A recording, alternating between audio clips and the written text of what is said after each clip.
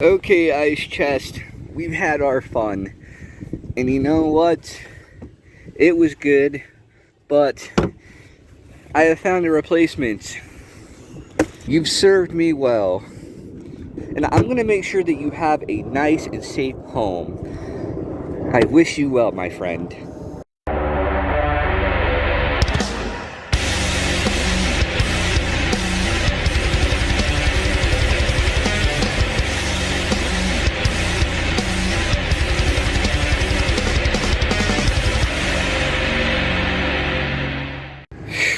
All right, we are prepped, ready to go. Let's get this bad boy in there. All right, I had to make some adjustments, but everything fits. My board still fits, and the fridge is sitting there nice and neatly.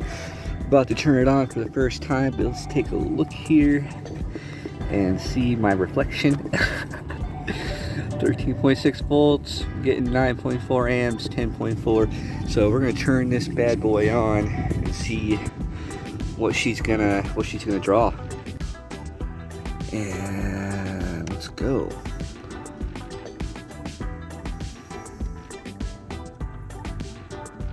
Okay, 120 to start out, 113. That's not bad. My PlayStation uses about that much. So I'm wondering how long it's gonna stay like this. 110. The compressor is kicking on. I'm very impressed, like how little wattage it takes to get that compressor to kick on.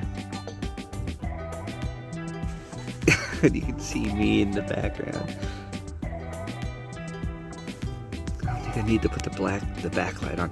It's probably gonna stay like this for a little bit. The compressor's gonna have to run for like an hour or two or something, but it's not bad. Look at that, dude. 13.6 technically. I mean, I'm charging right now, but still, that's a full battery. And so we're gonna check back in like an hour and see what kind of wattage it's using all on its own, because I got other appliances that I use, but I want to isolate this unit. And I got some things in there right now. They're cooling down. Some water, some stuff that's already cold, so it shouldn't take much. And look at that, it's jumping up to like 117. But it's gonna probably go up and down for an hour or two as it's doing its first freeze. So we'll check on this later. 1 hour later. So yeah, solar panels looking pretty good. Getting lots of sun, and the sun is right above us, so not worried about shade or anything like that, losing any kind of power. We're getting like 10 amps right now. So you know what? It's gonna be a little bit. I'm gonna probably check back in a couple of hours instead of an hour, and or I'll just keep checking on it, and then I'll update you guys once the fridge is done cooling itself. Once it's done with its first cycle. All right. Well, anyways, I'm gonna go do some boogie boarding, and we have some fun. I'll come back and check it out, and I'll see you guys in a little bit.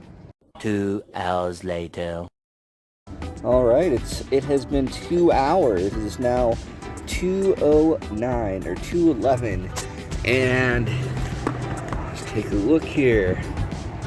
Still doing pretty good. 13.6. It's like my battery has not even been affected. So yeah, I'm super excited about this, man. The inverter is only pulling 0 watts, which is pretty freaking good. I'm getting 9 amps on average, 9 to 10 amps from the solar panel, and we're doing pretty good. The sun is treating me right. I got a refrigerator, and it's cold. Oh man, I can feel it right in the front. That is so amazing. I'm super stoked because now I don't have to go pick up ice anymore. I got my fan, I got my electric skateboard. I can start charging this now. And oh look, it's starting to run again. It's like, oh, we gotta keep doing, oh, we're getting warm. Oh, I need to start up again. 2 weeks later. So let's take a look inside the mini fridge. And we got some cold brew from earlier.